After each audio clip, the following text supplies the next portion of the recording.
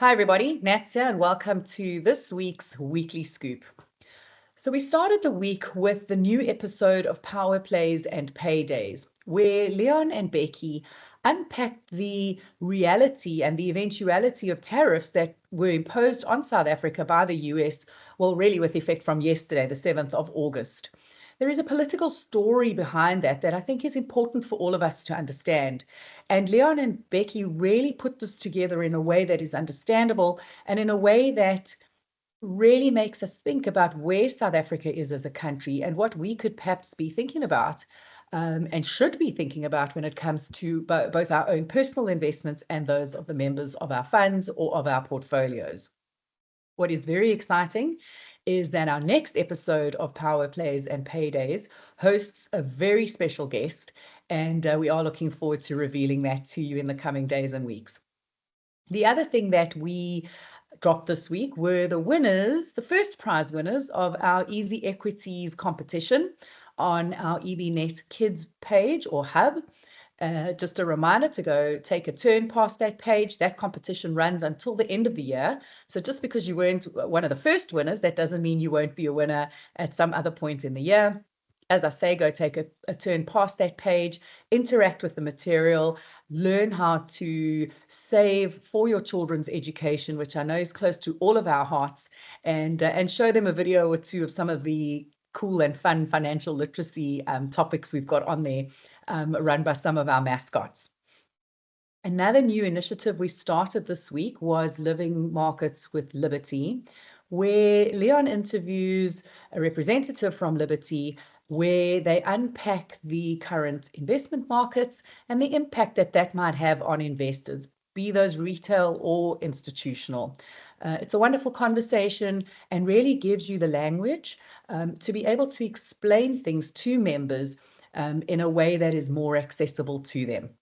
So Living Markets with Liberty, we're looking forward to carrying on that series for you guys and really hoping to bring the markets to life and to make them something a little bit more accessible to trustees and to members of our retirement funds. One of the interesting conversations that I really enjoyed this week was with Kwanele Ngogela from Just Share. And in our conversation, we explored the gender pay gap. And, I'm not going to lie, I was a little bit shocked that we are still talking about this as a country, as a world, really.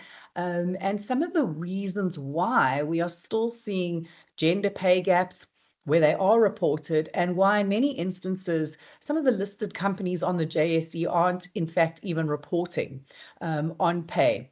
And it's a great conversation to go and understand something that can sometimes be misunderstood or miscommunicated or perhaps mismarketed even. And it's worth unpacking that further to just to kind of challenge your own thinking, which I really enjoyed, plus the challenging thoughts of some of my colleagues at EBNet as we started to prepare for our conversation at this month's upcoming webinar. The webinar is Women in Finance, and we've invited 5 very special guests, senior executives in the financial services industry, and we will be unpacking some of the usual and some of the more unusual conversations when it comes to being a woman, the responsibility that represents, and how reward is linked to responsibility. And you can't have one or expect one without fulfilling the other. EBNet is proud to bring you top quality content from experts across the financial services industry in South Africa and internationally for free. Your support helps us in doing this. All we ask is that you subscribe to our channel by clicking the subscribe button below, share this video with others you think will benefit from it, and give us a thumbs up if you are enjoying the content. That way you help us help you. Thank you from the team at EBNet. For more great content, please visit www.ebnet.co.za. So we're looking forward to that conversation. You can take a turn past www.ebnet.co.za, go click under future events, and you can go and register for that conversation and be part of it. As I say, that's on the 29th of August. While we're talking about ladies and their role in the world. One of the other issues and one of the other conversations that I had this week was with Corlia Buitendach at the FSCA. And we had a conversation around what it means, or how nervous I get, I'll admit it, to the thought and to the preparation and the experience of having an FSCA on-site inspection. Now, Corlia was very kind enough and gracious enough to talk me through that process, to talk me through why and what the purpose are of those inspection visits, and really set my mind at ease. But the one thing I do want to alert you to, and forgive the spoiler alert, is the fact that these inspections are an opportunity for the FSCA to get to know the board of trustees or the board of management of the financial institution. And so they're not interested in hearing from your service providers or your consultants or your administrators. When it comes to your retirement funds, they're more interested in hearing your story from yourselves. And it is a worthwhile endeavor and practice to prepare yourself for those on-sites. And she takes us through some tips on how to do that.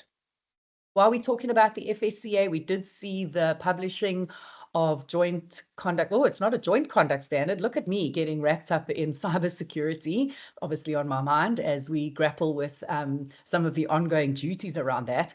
But this week we saw the publishing, or in fact, yesterday or on Wednesday, we saw the publishing of the conduct standard. That's Conduct Standard 2 of 2025, which deals with the pension fund administrators and some of the issues that they need to comply with. I was interested to read the summary documents or the comments that were provided by the industry to the FSCA on the draft conduct standard. And one of those comments had something to do with costs and, again, the increasing cost of compliance. Now, increasing cost of compliance is a phrase that I'm starting to hear coming out of this industry very, very, very regularly. And so it is something that I do want to explore more, and we can expect to see some more feedback and some more input on that on our platforms in the coming weeks and months. Speaking of coming weeks and months, I'm really looking forward to interacting with many of you at IRFA's conference at the end of this month. I think it starts on the 24th of August, so 24th, 25th, 26th. You can catch the registration links on our newsletter or on our website. And I'm looking forward to, as I say, to interacting with many of you. I'm sure you'll be able to find us in the venue. I'm just going to leave that at that, and you'll see what I mean at the conference. And yeah, I'm looking forward to catching up with many of you and reconnecting with some old industry friends. Finally, as a wrap-up, because I know this is going long, as a wrap-up, we do have our Evolutionaries conference coming up. I had a lot of fun this week interacting with many of you who have submitted entries to this year's competition. Thank you very much, or this year's awards. Thank you very much. We will be publishing those in the coming days, probably next week sometime. But thank you for your enthusiasm. Thank you as always for interacting with me. I do enjoy speaking to everybody in our community. And we're looking forward to profiling those and getting some great collaboration going in the community. So that's it. That's a wrap. Those are the things we're working on and thinking about, and we'll look forward to bringing to you soon. Other than that, see you next week.